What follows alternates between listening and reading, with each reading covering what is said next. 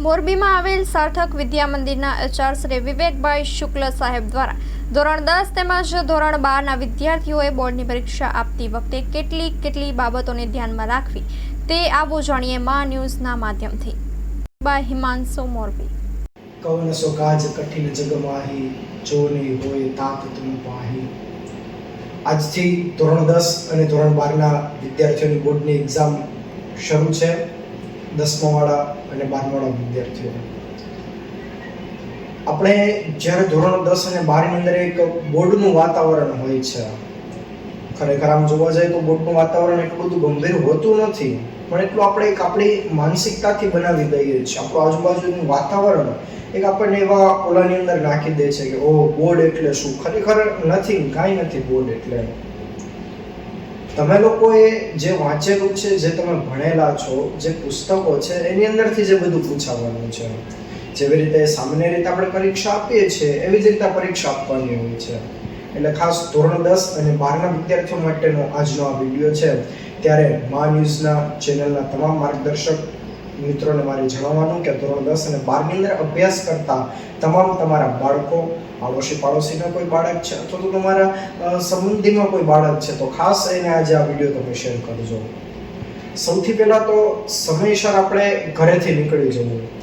માનો કે 9:30 વાગે એન્ટ્રી લેવાની હોય છે સવારે ધોરણ 10ના વિદ્યાર્થીઓની, અને બપોરે 3 વાગે ધોરણ 12ના વિદ્યાર્થીઓની એન્ટ્રી લેવાની હોય છે. ત્યારે એનાથી અડધીથી પોણી કલાક વહેલા ઘરેથી નીકળી જવું.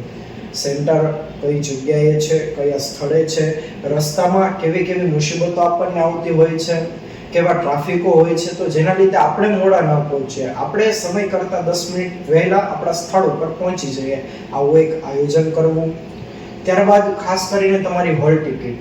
ઘણી વખત વિદ્યાર્થીઓને પોતાની હોલ ટિકિટની તકેદારી રાખતા નથી આવડતું.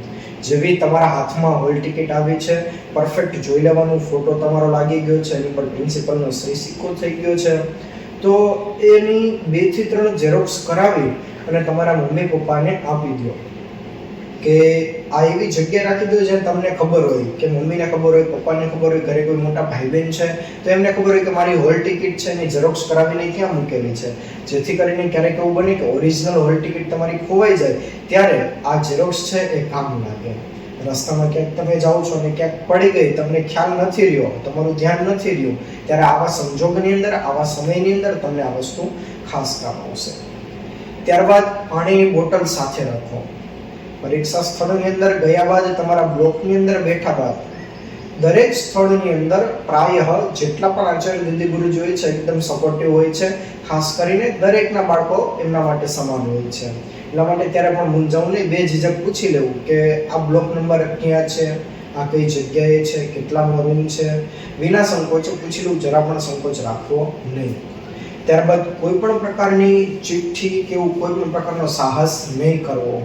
કારણ કે આપણે જે ચિઠ્ઠી જ્યારે લઈ જઈએ છીએ ત્યારે આપણને એમ થાય છે ચલો કોઈને ખબર નથી પણ ચલો એ ચિઠ્ઠીમાંથી લખી નાખીએ છીએ, અથવા તો કંઈ પણ એવી આપણે ચીટ કરીએ છીએ. તો એ જે ઉપરાંતના માર્ક આવેલા છે બધા તમારા ચીટ કરેલા માર્ક છે, ત્યારે તમે તમારી પરીક્ષામાં ખરેખર અમુક અંશે તમે સફળ થાવ છો. તમે જેટલા થવા જોઈએ એટલા નથી થતા. તો ખાસ આ વસ્તુ ક્યારેય જીવનમાં નથી કરવાની આપણે. બીજી વાત થઈ આપણે કે પાણીની બોટલ પારદર્શક લઈ જવી. તમારું જે કંપાસ છે એ પારદર્શક હોવું જોઈએ, જેથી કરીને તમને બીજી કોઈ સમસ્યા ન આવે. પાણીની બોટલ તમે પારદર્શક લઈ જશો તે લઈ જવા દેશે. દર અડધી કલાકે કમસે કમ 2 ઘૂંટડા પાણીના પી લેવા, એટલે તમને એક રાહત મળે, શાંતિનો અનુભવ થાય. પાણીની પણ એક ઓરા હોય છે. આપણા શાસ્ત્રની અંદર પાણીને પવિત્ર માનવામાં આવ્યું છે. તો દર અડધી કલાકે, પોણી કલાકે જ્યારે એમ થાવ ચલો એક વિભાગ લખાઈ ગયો છે, 2 ઘૂંટડા પાણીના પી લો, શાંતિ હળવાશથી એકદમ લખો પેપર. ત્યારબાદ જે કંઈ પણ તમને સપ્લી આપવામાં આવે છે એની અંદર જે નંબર હોય છે તમારી હોલ ટિકિટની અંદર લખી લો.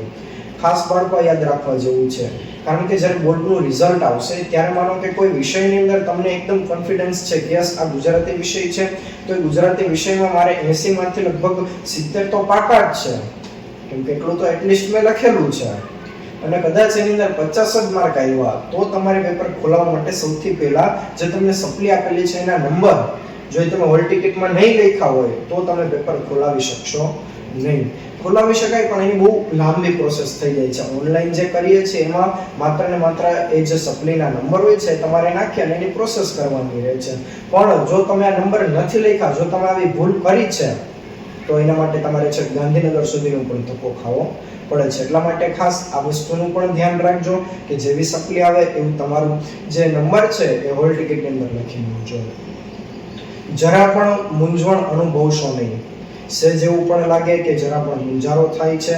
અને ખાસ કરીને હા, બૂટ અને મોજા પહેરીને તમે જાઓ છો, ક્યારે આપણને 3 કલાક સતત બેસવાની આદત નથી હોતી વિદ્યાર્થી અવસ્થામાં. શાળાની અંદર દર અડધી કલાકે, પોણી કલાકે જેવો કોઈ લેક્ચર પૂરો થાય એટલે આપણે શું કરીએ છીએ કે વોશરૂમ બાબતે કે પાણી પીવાના જવા બાબતે આપણે ઊભા થઈએ છીએ.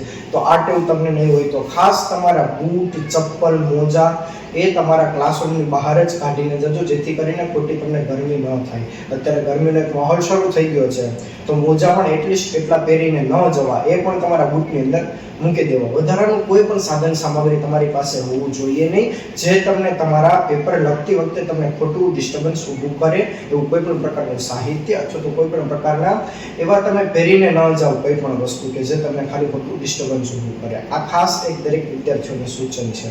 તો કોઈ પણ પ્રકારનું મૂંઝવણ ન રાખતા, તમે જે ભણ્યા છો, તમે જે વાંચેલું છે એ જ બધું આ પરીક્ષાની અંદર આવવાનું છે અને એ જ તમારે લખવાનું છે. એટલે સહેજ એવી પણ તમે એની અંદર એક કોઈ 80 માર્કનું જે છે એમાંથી માનો કે 50 થી 60 માર્કનું તમને આવડે છે, પણ 20 થી 25 માર્ક જેટલું નથી આવડતું, તો પહેલું ફોકસ તમારું જે આવડે છે એની અંદર હોવું જોઈએ, નહીં કે જે નથી આવડતું એની અંદર.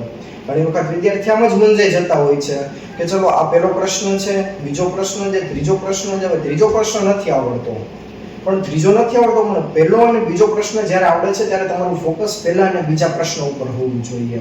જે તમને આવડે છે એની પર સૌથી પહેલું ફોકસ કરી અને એ લખવું જોઈએ. જે નથી આવડતું એના માટે વિચારવાનો સમય તમને મળશે, પણ જે નથી આવડતું એની અંદર તમે તમારા સમયનો દુરુપયોગ કરો છો.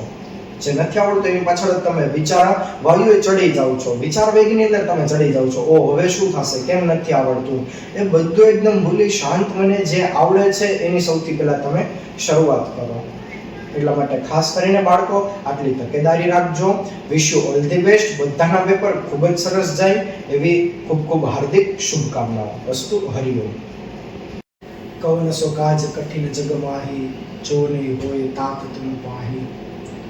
આજથી ધોરણ 10 અને ધોરણ 12ના વિદ્યાર્થીઓની બોર્ડની એક્ઝામ શરૂ છે. 10મા વાળા અને 12મા વાળા વિદ્યાર્થીઓ